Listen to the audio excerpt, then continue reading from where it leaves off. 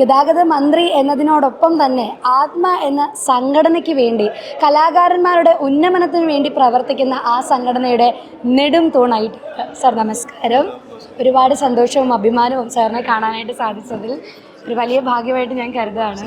തുടക്കത്തിൽ പറഞ്ഞ പോലെ തന്നെ ആത്മ എന്ന സംഘടനയുടെ നെടും തൂണാണ് പ്രസിഡന്റ് എന്ന സ്ഥാനമാണ് സാർ നിർവഹിച്ചുകൊണ്ടിരിക്കുന്നത്.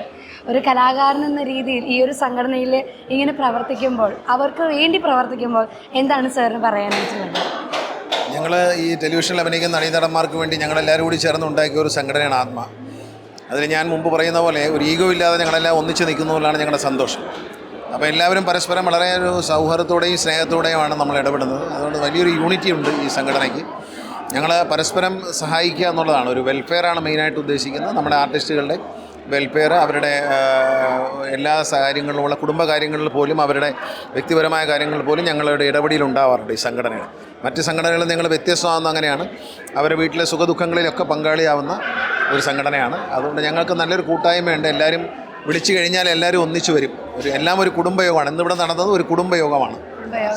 ആൻഡ് ഈ സംഘടനയുടെ പ്രവർത്തനങ്ങളെ വിലയിരുത്തുകയാണെങ്കിൽ, നേരത്തെ എന്നോട് വൈസ് പ്രസിഡന്റ് സാർ പറഞ്ഞൊരു കാര്യമുണ്ട്, 19 വയസ്സായി, യുവതിയായി സംഘടന.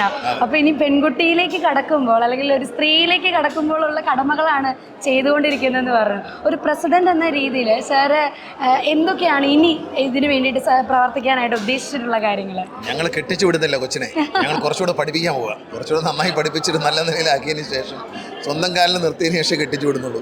അതുകൊണ്ട് നന്നായി പോകും. ഒരുപാട് നല്ല ആശയങ്ങൾ, ഇപ്പോൾ ഇൻഷുറൻസ് നിലവിൽ വന്നു, ഹെൽത്ത് ഇൻഷുറൻസ് നിലവിൽ വന്നു. അങ്ങനെ ഒരുപാട് ആനുകൂല്യങ്ങൾ അംഗങ്ങൾക്ക് കിട്ടത്തക്ക രീതിയിലുള്ള നല്ല പ്രവർത്തനമാണ് നമ്മൾ വരുന്നത്. സാർ, ഇപ്പോൾ അമ്മ എന്ന സംഘടനയിലും ആത്മ എന്ന സംഘടനയിലുമുണ്ട്. നമ്മുടെ സംഘടനയുടെ പ്രസിഡന്റ് എന്നതിനോടൊപ്പം തന്നെ നമ്മുടെ ഇൻഷുറൻസ് ഈ വർഷമാണ് നമ്മൾ തുടങ്ങിയത്. ഇതിലൊരു വലിയ കാര്യം എന്ന് പറയുന്നത് ആ ഒരു വ്യക്തിക്ക് മാത്രമല്ല, കുടുംബത്തിന് ഇൻഷുറൻസ് നൽകും. എന്തുകൊണ്ടാണ് അങ്ങനെ ഒരു തീരുമാനത്തിലേക്ക് എത്തിയത്? ഞാൻ ഇതുപോലൊരു തീരുമാനം KSRTCക്ക് വേണ്ടി എടുത്തിരുന്നു. KSRTCയിൽ ഒരു ആൾ അപകടത്തിൽ മരിച്ചു കഴിഞ്ഞാൽ ഒരു ജീവനക്കാരനെ സംബന്ധിച്ച് 1 കോടി രൂപ അവരെ കുടുംബങ്ങൾ കിട്ടും. പിന്നെ ആ കുടുംബത്തിന് ആവശ്യമുള്ള മെഡിക്കൽ 30 lakhs വരെയുള്ള ചികിത്സ ഫ്രീ ആയിട്ട് കിട്ടുന്നതിനുള്ള സംവിധാനമെല്ലാം നമ്മൾ അവിടെ ചെയ്തു. അപ്പോൾ അത് ചെയ്തപ്പോഴാണ് ഇത്തരത്തിലൊരു ആശയം ഇവിടെയും വേണം എന്ന് തോന്നിയത്. ഇതിൻ്റെ പ്രീമിയമൊക്കെ നമ്മൾ അടയ്ക്കുകയാണ്. അതിൻ്റെ പ്രീമിയം വേറെ സ്റ്റേറ്റ് ബാങ്ക് ഓഫ് ഇന്ത്യ അടച്ചിട്ടാണ് ചെയ്യുന്നത്. KSRTCക്ക് പൈസ മുടക്കൊന്നുമില്ല. KSRTC അല്ലാതെ ചെയ്യുന്നതാണ്. അപ്പോൾ അത് വന്നപ്പോഴാണ് എനിക്ക് അങ്ങനെ ഒരു ആശയം തോന്നുകയും, അപ്പോൾ ഞങ്ങളിങ്ങനെ വളരെ സീരിയസ് ആയിട്ട് ആലോചിച്ചപ്പോൾ ഇത്തരത്തിലൊരു ഇൻഷുറൻസ് വരട്ടെ എന്ന് ഞങ്ങൾ ആലോചിക്കുന്നു. ഇതുപോലെയുള്ള ഇനിയും ഇതുപോലെയുള്ള പ്രധാനപ്പെട്ട പദ്ധതികൾക്ക് വേണ്ടി ഞങ്ങൾക്ക് വെയിറ്റ് ചെയ്തിരിക്കാമോ? തീർച്ചയായിട്ടും. നമ്മളെപ്പോഴും ഇങ്ങനെ ആലോചിച്ചുകൊണ്ടിരിക്കുന്ന പുതിയ പദ്ധതികൾക്ക് വേണ്ടിയിട്ടാണ്. പുതിയ നല്ല ആശയങ്ങൾ, പുതിയ എന്തൊക്കെ നല്ലത് ചെയ്യാമെന്നാണ് എപ്പോഴും ജീവിതത്തിൽ നമ്മളെല്ലാവരും ആലോചിക്കേണ്ടത്. അടുത്തതായി നമുക്ക് വേണ്ടി മാത്രമല്ല, ഈ സൊസൈറ്റിക്ക് വേണ്ടി നമ്മളെപ്പോഴും നമ്മളെപ്പറ്റി ആലോചിക്കാറുണ്ട്. നമ്മളെന്താണ് നമ്മുടെ ഫ്യൂച്ചർ, നമുക്ക് അടുത്ത സ്റ്റെപ്പിൽ നമ്മളെ ഉയർച്ച എങ്ങനെയാണെന്നൊക്കെ എല്ലാവരും ചിന്തിക്കാറുണ്ട്. അത് സ്വാഭാവികമാണ്. പക്ഷേ നമ്മുടെ സൊസൈറ്റിക്ക്, നമ്മുടെ കൂടെയുള്ള സഹജീവികൾക്ക് നമ്മൾക്ക് ഇനി എന്ത് ചെയ്യാൻ കഴിയും എന്നാണ് ചിന്തിക്കേണ്ടതെന്നാണ് ഞാൻ വിശ്വസിക്കുന്നത്. അപ്പോൾ അതുകൊണ്ട് അത്തരത്തിൽ ഞങ്ങളിങ്ങനെ ചിന്തിച്ചുകൊണ്ടിരിക്കും. പ്രവർത്തനങ്ങൾ ഇനിയും ചിന്തിച്ചുകൊണ്ടിരിക്കും. അങ്ങനെ ഒരു ചിന്തയുടെ ഒരു വലിയ ഭാഗമാണ് നമ്മുടെ KSRTC ലാഭത്തിൽ എന്ന് പറയുന്നത് ഞങ്ങൾക്ക് വിശ്വസിക്കാൻ. കാരണം പണ്ട് തൊട്ടേ നമ്മൾ കേട്ടിട്ടുള്ളതിൽ നിന്നും ഒരു വലിയ വ്യത്യാസമാണ് KSRTCയിലേക്ക് സാറിന് കൊണ്ടുവരാൻ സാധിച്ചിട്ടുള്ളത്. അതിനെക്കുറിച്ച് സാറിന് എന്താണ് പറയാനായിട്ടുള്ളത്?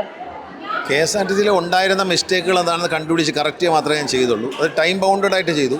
പിന്നെ KSRTC അതിൻ്റെ ലാഭത്തിലേക്ക് കൊണ്ടുവരണം. കാരണം ഒരു പൊതുമേഖലാ സ്ഥാപനമാണ്, അത് നിലനിൽക്കണമെങ്കിൽ എന്നും നഷ്ടത്തിലും സർക്കാർ പൈസ കൊടുത്ത് കൊണ്ടുപോകാൻ പറ്റില്ല. അപ്പോൾ അതിനെ നഷ്ടം കുറച്ച് കൊണ്ടുവന്ന് ഇപ്പോൾ ഒരു ദിവസം ലാഭത്തിൽ കയറി, പല ദിവസങ്ങളിൽ ലാഭത്തിൽ വരാറുണ്ട്, ചെറിയ തുകയ്ക്കൊക്കെ ലാഭത്തിൽ വരാറുണ്ട്. നഷ്ടം പക്ഷേ വൻതോതിൽ കുറയ്ക്കാൻ പറ്റിയിട്ടുണ്ട്. അപ്പോൾ അങ്ങനെ ഘട്ടമായി നമുക്കിതിനെ ഈ നിലയിൽ മുന്നോട്ട് കൊണ്ടുപോയി, അതായത് എല്ലാം മോഡേൺ ആയിട്ടുള്ള കാര്യങ്ങളാണ്. അപ്പോൾ അതിൽ ഈ ചില ജീവനക്കാർ അതിന് ശല്യം ഉണ്ടാക്കും.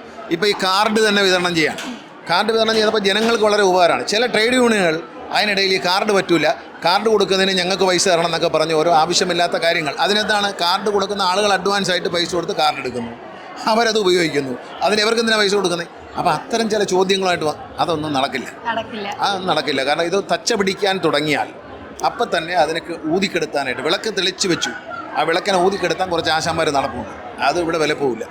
എനിക്ക് തോന്നുന്നു സർക്കാർ കാര്യങ്ങൾ മുറ പോലെ എന്നുള്ളൊരു ചോദ്യം മാറി ഇവിടെ അങ്ങനെയില്ല. അതെ, ഇത് വ്യക്തമായിട്ട് തീരുമാനങ്ങൾ എടുക്കുന്ന വളരെ നമ്മൾ അഡ്വാൻസ് ചെയ്യണം. KSRTC വളരെ അഡ്വാൻസ് ചെയ്യുമ്പോൾ അതിനെ പുറമോട്ട് പിടിക്കാൻ ചില ആളുകൾ പൊളിറ്റിക്കലി ശ്രമിക്കും.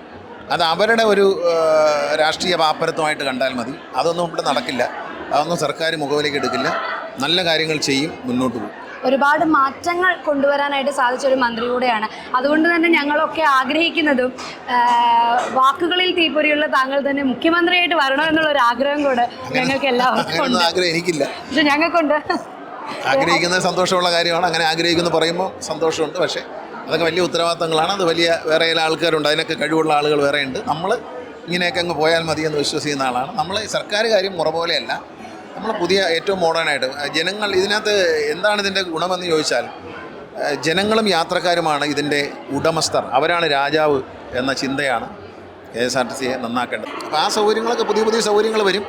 അപ്പോൾ അതിനെ ആ വിളക്കുകൾ ഊതിക്കെടുത്താൻ ചിലർ ശ്രമിച്ചുകൊണ്ടിരിക്കും. അത് കാര്യമാക്കണം. അത് ഞങ്ങൾ ഒരിക്കലും കാര്യമാക്കുന്നില്ല. കാരണം തീരുമാനിക്കുന്ന കാര്യങ്ങളെല്ലാം നടപ്പിലാക്കാൻ കഴിവുള്ള ഒരു മന്ത്രി എന്ന നിലയിൽ ഞങ്ങൾക്ക് എല്ലാവർക്കും ഭയങ്കര ആരാധന തോന്നിയിട്ടുള്ള ഒരു വ്യക്തി കൂടെയാണ് സാർ. അപ്പോൾ അതുകൊണ്ട് ഒരു സ്നേഹമുണ്ട് സിസ്റ്ററെ. അതെന്തിനാ അത് നടപ്പിലാക്കുക മാത്രമല്ല, അതുകൊണ്ട് ആർക്കും ഒരു ദോഷം ഉണ്ടായി. ഞാൻ കൊണ്ടുവന്ന ഒരു പരിഷ്കാരവും ജനങ്ങൾക്ക് ദോഷം ഉണ്ടായില്ല. അതിലാണ് എന്നെ സന്തോഷിപ്പിക്കുന്നത്. പരിഷ്കാരങ്ങൾ നല്ലതാണ്. പലരും പറയും എന്നെ മാത്രം ബുദ്ധിയല്ല, പലരുടെയും ബുദ്ധിയുണ്ട്. പലരും പറഞ്ഞു തരും നല്ല ആശയങ്ങൾ. ഇപ്പോൾ നമ്മൾ തമ്മിൽ സംസാരിച്ചാൽ പോലും ഒരു നല്ല ആശയം തരും. ആശയം ഇമ്മീഡിയറ്റ് ആയിട്ട് നടപ്പിലാക്കുമ്പോൾ അതിൻ്റെ ഗുണം എന്ന് പറയുന്നത് ജനങ്ങൾക്കാണ്. ഞാൻ കൊണ്ടുവന്ന ഒരു പരിഷ്കാരം, ലൈസൻസിൻ്റെ പരിഷ്കാരം അടക്കം ഞാൻ കൊണ്ടുവന്ന ഒരു പരിഷ്കാരവും ജനങ്ങൾക്ക് ദ്രോഹമായിട്ട് മാറിയിട്ടില്ല. അതൊരു വലിയ കാര്യം തന്നെയാണ്. ജനങ്ങൾക്ക് വേണ്ടിയും സഹപ്രവർത്തകർക്ക് വേണ്ടിയും എല്ലാം ഒരുപാട് പ്രവർത്തിക്കുന്ന താങ്കളോട്, താങ്കളുടെ സഹപ്രവർത്തകനായിട്ടുള്ള താങ്കളുടെ പ്രിയപ്പെട്ട നമ്മുടെ എല്ലാവരുടെയും പ്രിയപ്പെട്ട ലാലേട്ടന് ഫാൽക്കെ പുരസ്കാരം ലഭിക്കുകയുണ്ടായി ദാദാസാഹിബിൻ്റെ. അപ്പം അതിനെക്കുറിച്ച് എന്താണ് സാർ പറയുന്നത്? ഏറ്റവും അർഹനായ വ്യക്തിക്ക് അത് കിട്ടിയെന്നുള്ളതാണ്. ഒരു അവാർഡിന് തിളക്കമേറുന്നത് അത് ആർക്ക് കൊടുക്കുന്നു എന്നുള്ളതനുസരിച്ചാണ്. അനർഹരായ ആൾക്കാർക്ക് ഒരു അവാർഡ് കൊടുത്താൽ ആ അവാർഡിൻ്റെ തിളക്കം നഷ്ടപ്പെടും. ദാദാ ഫാൽക്കെ അവാർഡിൻ്റെ ഏറ്റവും തിളക്കമായിരുന്ന നിമിഷങ്ങളാണ് ലാലേട്ടൻ ഈ അവാർഡ് കിട്ടിയത്. അദ്ദേഹം അതിന് സർവ്വതാ യോഗ്യനാണ്. കാരണം ഇത്രയും ഞാൻ മുമ്പും പറഞ്ഞു, ഒരുപക്ഷേ ഫാൽക്കെ അവാർഡ് നേടുന്ന ഏറ്റവും പ്രായം കുറഞ്ഞ ആളായിരിക്കും. അത് ഒരു ഭാഗ്യമാണ്, മലയാളിയുടെ ഭാഗ്യമാണ്. നമ്മൾ ഈ രാം ഗോപാൽ വർമ്മ പറഞ്ഞതുപോലെ ഒരു ഹ്യൂമറൊന്നും പറയുന്നില്ല.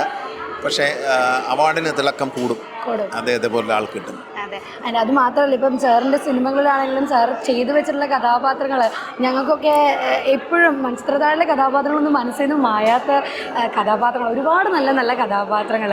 അപ്പം ഒരു മന്ത്രി എന്ന നിലയിൽ തീരുമാനങ്ങൾ എടുക്കാനാണോ, ഒരു നടൻ എന്ന നിലയിൽ സിനിമയിലെ കഥാപാത്രങ്ങളെ തിരഞ്ഞെടുക്കാനാണോ കൂടുതൽ ബുദ്ധിമുട്ടെന്ന് ചോദിച്ചാൽ എന്തായിരിക്കും സാറിൻ്റെ മറുപടി? ജീവിതത്തിൽ ഏറ്റവും കൂടുതൽ ആഗ്രഹിച്ചത് ഒരു അറിയപ്പെടുന്ന, എല്ലാവരും സ്നേഹിക്കുന്ന ഒരു നല്ല നടനാവണോ. രാഷ്ട്രീയക്കാരൻ എന്നുള്ളത് എൻ്റെ സ്വപ്നത്തിലുണ്ടായിരുന്ന കാര്യമല്ല. നല്ലൊരു നടനായി എല്ലാവരും സ്നേഹിക്കുന്ന ഒരാളായിട്ട് ജീവിക്കണമെന്നാണ് ഞാൻ ആഗ്രഹിച്ചത്. ഇപ്പോഴും ഞാൻ അഭിനയിക്കുന്നുണ്ട്. ഞാനിപ്പം ദൃശ്യം 3 അഭിനയിക്കുന്നുണ്ട്. അപ്പോൾ എന്തായാലും ഇതുപോലെ നല്ല നല്ല തീരുമാനങ്ങൾ എടുത്ത് ജനങ്ങൾക്ക് വേണ്ടി പ്രവർത്തിക്കുന്ന നല്ലൊരു മന്ത്രി ഞങ്ങളുടെ കൂടെ ഇന്നും ഉണ്ടാവട്ടെ. സാർ ആഗ്രഹിച്ച പോലെ നല്ല നല്ല കഥാപാത്രങ്ങളിലൂടെ ഞങ്ങൾ ജീവിക്കാനായിട്ട് സാധിക്കട്ടെ.